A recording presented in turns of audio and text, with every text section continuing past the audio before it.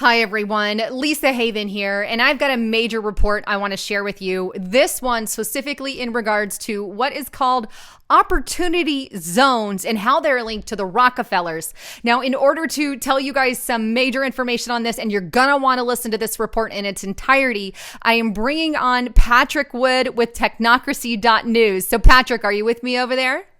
I sure am, Lisa. Thanks. Well, so tell me, what are these opportunity zones? Let's just dive right into that. The opportunity zone legislation was created in December of 2017 by Congress, and it was part of a larger tax legislation. But buried in it, the opportunity zone feature was created where governors of each individual states are allowed to define supposedly low-income areas in their state, submit those to the Treasury for approval, actually self-certified. There is really no checking done on it. They trust the governors. They set up these opportunity zones into which people can invest money that they harvested from investments that have extremely low tax base. In other words, if you bought something 15 years ago, practically nothing back then, and now if you sell it, you're going to get a huge tax gain. Well, you can sell that property now, and you can reinvest the money into an opportunity zone and defer any taxes for up to 6 years. This is a windfall for people who are in the super rich category, for sure. But that's the architecture, if you will, of the opportunity zone tax advantage concept. The Treasury, U.S. Treasury, they're maintaining the records and stuff for this. It'll be officially in the tax forms and stuff this next year where people can account for it. And so far, Lisa, this is the amazing thing and why I'm concerned, there are no less than 8,700 opportunity zones already defined in America and counting. And I really had my attention meter tweaked when I saw that the Rockefeller Foundation is getting into the mix now, along with MasterCard. They're teaming up. This is the headline today. They're teaming up on opportunity zones. And while anybody might have not been too concerned before this, listen, when Rockefeller Foundation and MasterCard team up on anything, you better take a look at it and say, what are they doing? Well, here we are.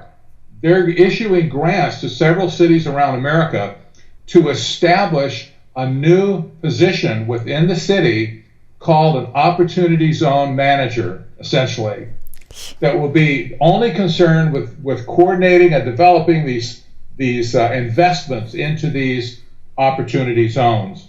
So this is a knee-deep in it globalist initiative that's going to pour, according to Rockefeller Foundation, up to $6 trillion of reclaimable money. I say reclaimable because now it's locked up in capital assets. But now that people can sell those cheap stocks or those cheap real estate projects and reinvest in here, it's a windfall. They can avoid all the capital gains they pay, and they can defer at least 6 years, and they can reinvest, expand their portfolio into these areas all over the country. Wow. That's amazing. And the other thing that you talked about is you said that there's a ton of smart technology specifically in these cities. What would that look like in conjunction? Because we're talking about 1984 George Orwell nightmare in these little opportunity zones, right? That's right. And just look at China. I have to say no more. What's happening in China right now with surveillance and social control and social engineering is exactly what's headed here. When a city gets outfitted with all of these sensors, whether they be cameras or microphones or heat sensors in people's houses, buildings, smart grid, you name it, there's 1,000 different ways sensors can be implemented in a community. When those sensors are hooked together, especially now with 5G coming down the pipe, when they're all hooked together, they create a flow of data, the likes of which we've never seen before in history. Data is the heartbeat, it's the blood of technocracy. It's what makes the system work.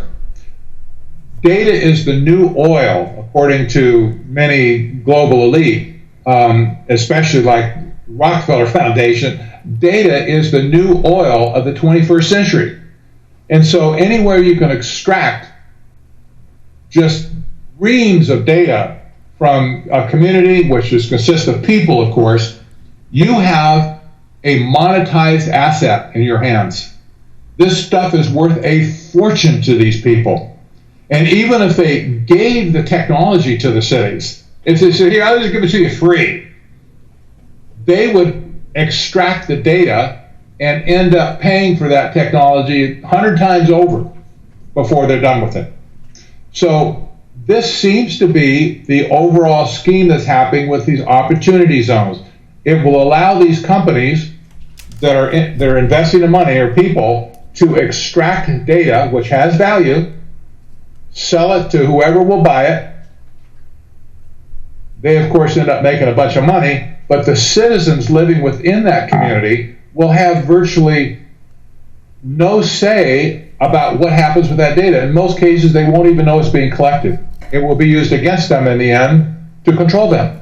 So, in other words, you're telling me that they can basically collect any data they want, do with the data whatever they want without the permission of us, the people, or whoever's living in that opportunity zone. Are they also collecting facial recognition technology in these little zones? Absolutely, they are. And this is another fact that's pretty unknown across America. Police departments are buying up this ubiquitous facial recognition camera systems, facial recognition, where they can click in on you walking down the street and see who you are. Kind of like, it's kind of like a sci-fi movie. And the reason police departments are buying this technology is that there is no federal regulation against it. It's not a question of legality at all. I thought maybe it was, but it's not. There are no federal regulations, and the police departments across America are running amok with this new wave of artificial intelligence software that can recognize faces in any setting, even from a body cam on a policeman approaching somebody. They can know who they're approaching by the time they get there. This is incredible. Not that cities can't stop it if they wanted to, but this is sweeping across America. So the answer to your question is absolutely. Facial recognition capabilities are very much part of this. And, here's the other thing I want to bring up is Rockefeller. I mean, he's obviously involved, him and MasterCard. So explain that in a little more detail.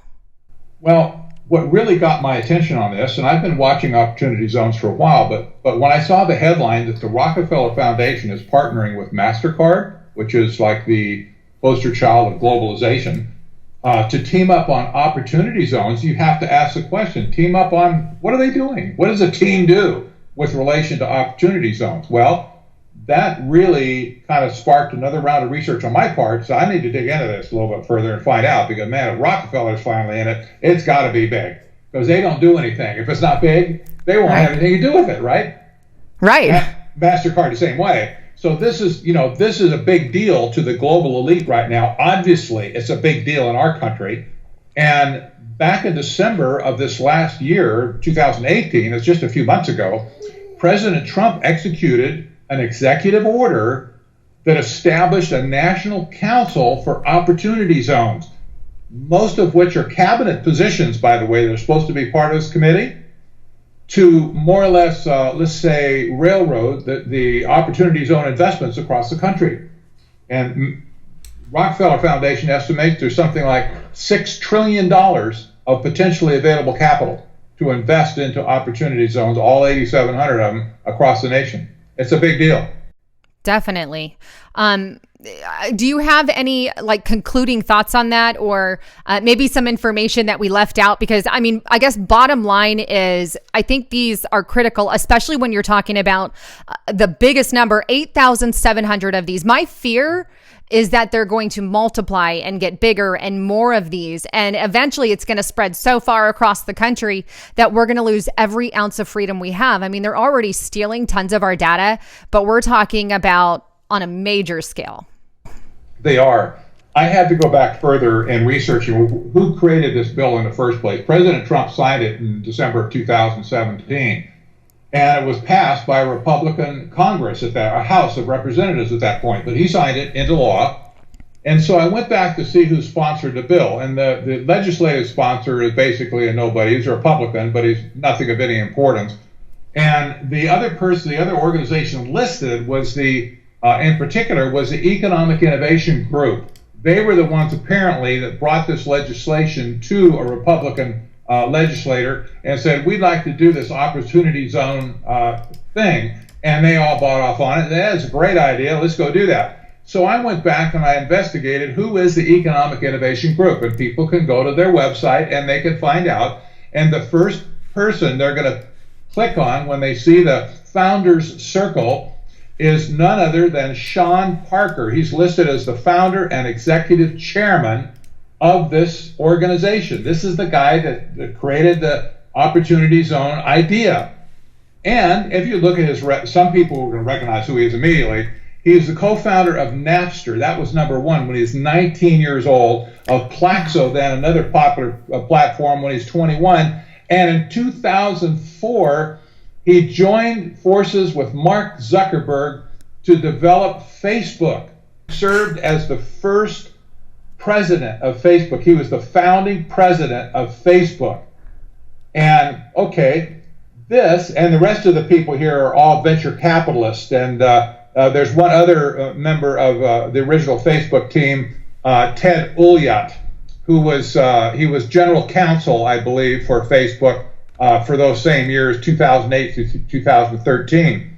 But Sean Parker, in any case, is Mr. Data. He is Mr. Technocrat. I'm telling you what, if Sean Parker is at the bottom of this, you know it's about data. Listen, this was the guy who set up the situation when he was running Facebook, who set up the situation where things like Cambridge Analytica could happen. This is the guy. And now he says opportunity zones are the great opportunity of the future. We all need to get into it. And all the venture capital co-founders of this thing, can you imagine they're sitting there like sharks, swimming around the wounded tuna? They're just waiting to come in for the kill. They will make a bloody fortune off of this, and they will set up a data pump like Facebook has done with social media. They will set up a data pump to extract data by the billions out of American cities. That's just insane. And I want to just mention to everybody out there, I've had so many technical difficulties. So somebody doesn't want this message out. So if you get some like funny, stuff, it's because of the technicalities I've had. But with that, I mean, we're talking about someone who's highly linked to Cambridge Analytics, linked to Facebook, linked to, all these Orwellian style organizations. And here they are somewhat taking over and hosting these cities on American citizens. And like you said, they're going to use it not only for money, for profit, but to learn how to manipulate the minds of America. It's all about control. If you sat there and watched a city, how everybody worked and everybody does everything, this is how you can create systems that brainwash the minds, how to get people to think a certain way, how to program them. And that's my biggest fear with some of these little opportunity zones. And it's terrifying. I mean, do you agree with that statement? I do, because once people like this get a beachhead in any given city, it's so easy to expand it from there. You've got to get that first little foothold in. And once you have it, man, you can just go and sweep through the entire city. And I'm sure that's what's in their mind. These venture capitalists don't do things in a small way. They always think long term. They think about the possible expansion at the end, whatever the initial project is for angel funding. They're always thinking about where's the payback? Where's the big payback in the end? How's it going to be expanded and extended and scaled and so on and rolled out so they can really get the big money in? This is a setup for that. The rest of the founders in this thing, by the way, all but two really, are all involved in the venture capital world. These are the people that know all the people like Sean Parker that have the money up to their eyeballs that are locked in because of excessive capital gains taxes that are due if they sell. They know where all the money is, for Pete's sake. And so if they collectively get behind this and start, making a few phone calls, hey, Bill, I got this deal for you, and it's only going to cost $10 million, but hey, what do you think? Oh man, people are going to jump on this like fleas on a dog. And so you have 8,700 zones now. They're growing. There's more being defined because, continuously. And the administration, that is the Trump administration, is behind this lock, stock, and barrel. They're pushing it. They're not just pushing it, they're driving it, like, ramming the cannon fodder down, down the barrel to make it happen. So now they got a national council to make it happen. Now they got people like Sean Parker behind it, and they got the governors behind it, of course, all across the country too, and they all want money. Let's face it. What governor would say, I don't want $1 trillion. Don't give me $1 trillion. Of course they're not going to say that. They're going to take the money if it comes in. But the citizens have no idea what's going on, and we're about to get plundered again. Yeah. And I'm all for Trump and his administration, but not for this. This would be one I would be in stark opposition against, because this is technically a takeover of the technocrats. That's what I'm going to call it, because that's what it is, right? It is. It's not the only thing. Boy, it's a big one. This is a huge one. And this has been completely under the radar so far. As far as I know, nobody is talking about this. You and I are the first ones really to be talking about it. Yeah, because I haven't heard much on it prior to our conversation. So I thank you for bringing that up. Well, with that, where can people check out your information, your books, your website, anything for that matter? Best place is the website, technocracy.news. And you'll also see a link to a daily podcast I'm doing there now as well. So if you can't read, you can listen. Okay, get the podcast. And my books are available also on Amazon, where there's a Kindle version too. So just search for Technocracy, TECHNOCRACY, and you'll find it. Awesome. And I've read your books. They're amazing. So I highly encourage everybody out there to check them out. So thank you again for coming on the broadcast. My pleasure, Lisa. And just want to say thank you guys. And I'm so sorry about the technical difficulties. We apologize for that, but you know how that works in our age. But I love you guys. And thanks again for tuning in. I'm Lisa Haven, and that was Patrick Wood signing out.